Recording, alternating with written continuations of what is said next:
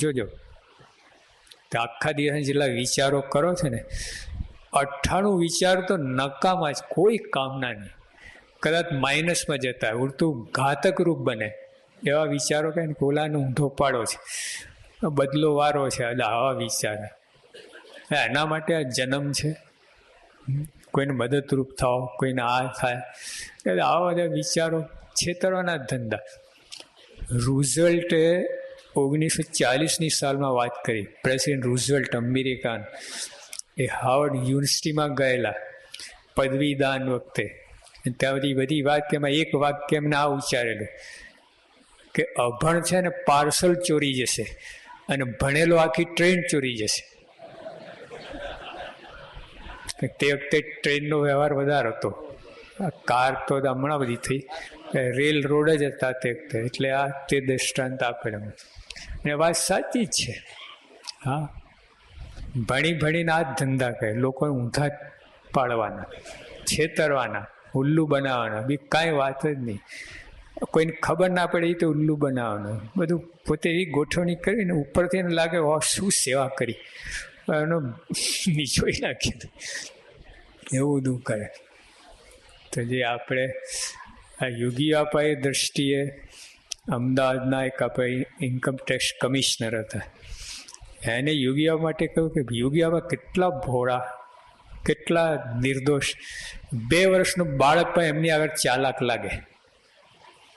2 વર્ષનું બાળક પણ યોગી આપા આગળ ચાલાક લાગે, એ એટલા નિર્દોષ હતા. હા, એ યોગી આપણે આ વાત કરી છે. 50 વર્ષ થયો પણ કોઈ થાતા મને અવગુણ આવ્યો નથી. આ યોગી ગીતા એમને બનાવી છે આખું.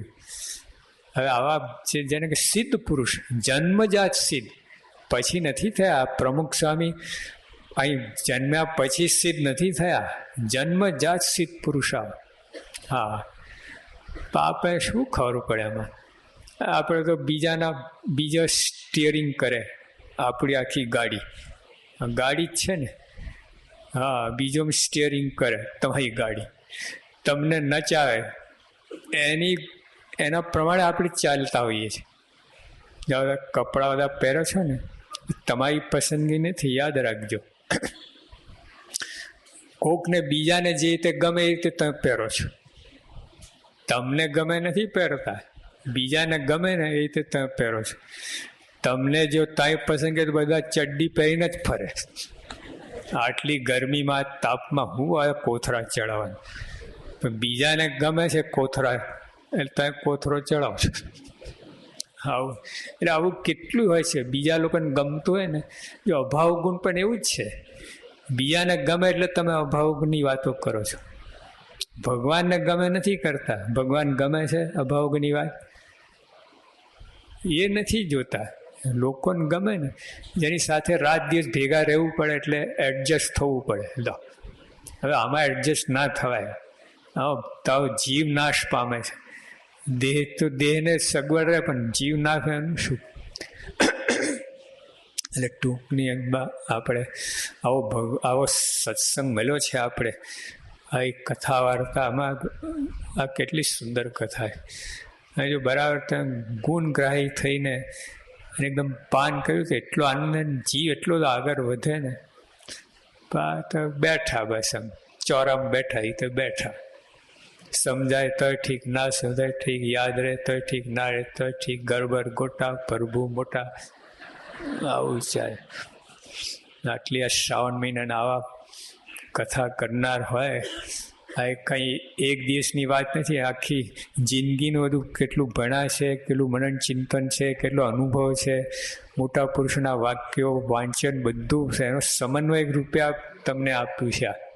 108 કંઈ એમને લઈ મંડ્યા નથી. આ બધું આખી વાત જુદી છે. તો જો આપણે સત્સંગની અંદર આપણે આવા સંતો પણ બાપાની દયાથી ઘણા છે તૈયાર કર્યા છે આપણે. એટલે આપણે આવું જ્યારે અવસર મળે તો પોતાને આનંદ થયો છે. બોલો, મારે કહેવાની જરૂર જ ક્યાં છે? જે રોજ લાભ લીધો હશે, પહેલે જે લાભ લીધો છે રોજ આવતા હશે. હા, એવું સુંદર કથા ગમે.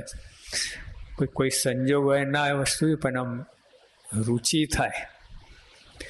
તો આપણે જો શ્રીજી મહારાજે બહુ ભાર મૂકે કથા ઉપર, કે કથા વાર્તા જેને સાંભળવાની શ્રદ્ધા વિશ્વાસ હશે એના રૂડા ગુણાઓ છે, અને કથા વાર્તા જેને આળસ હશે એના રૂડા ગુણ નહીં આવે. હા, આપણે કથા બધી થાય છે એ ભગવાનને સન્ની એના મહિમાની, એના ગુણગાનના જીવનના એનું જ વાત આવે છે. અને એમના જીવનમાં ધર્મ, જ્ઞાન, વૈરાગ બધું આવી જાય છે. એમનું આખું જીવન જ એવું જ છે, કંઈ નવું જ ના હોય. કથા કરતાં આવા જે એમના મહિમાની વાત છે, આ છે, એની અંદર જે આપણને દ્રષ્ટિ પહોંચે. હવે એમને ત્યાં રોજ કેટલાય બોલતા હશે, જનમંગલ પાઠ કરતા હશે, પણ હવે તમે બોલશો એ જુદી આવશે. હવે સમજીને વિચારીને એક એક ગુણ, હવે તો તમે આનંદ આવશે. બોલો જરા એમને ખાલી પાઠ કરીએ, હવે આ આનંદ આવશે તમને. એટલે ટૂંકમાં ફરીથી આપણને આ જોગ મળ્યો છે, આવા પુરુષ મળ્યા છે, આવા ભગવાન, આવા સંત, આવો સત્સંગ સાંભળ્યો છે આપણને, આવો મનુષ્ય દેહ. હા, સ્વામી કહે ને કે બહુ શરીર મજબૂત હોય ને તોય અહીં બેઠા ના હોઈએ, કોઈને ધીપતા મારતા જ હોઈએ. આવું હોય. બહુ પૈસા હોય તોય કામમાં ના આવે. હા, બહુ ના હોય પૈસા તોય કામમાં ના આવે. બધું મધ્યમ કક્ષાએ હોય ને તો જ આ કથા વાર્તા સત્સંગનો લાભ લઈ શકાય. હવે આમાં ઊંચું નીચું વધારે પડતું હોય ને તો બહુ ભાગ્યશાળી, બહુ પુણ્યશાળી ને તો જ કંઈ, બાકી તો બધું આ રીતે જોઈએ જ કે મધ્યમ કક્ષાએ બધું હોય ને એ સત્સંગ કરી શકે. તો ભગવાન આપણને આ રીતે રાખ્યા છે. એટલે આપણે એ બધું મૂકીને, આપણું ડાપણ મૂકીને, ભોળપણ મૂકીને, દાસના દાસ થઈને આ સત્સંગ કરી લેવો.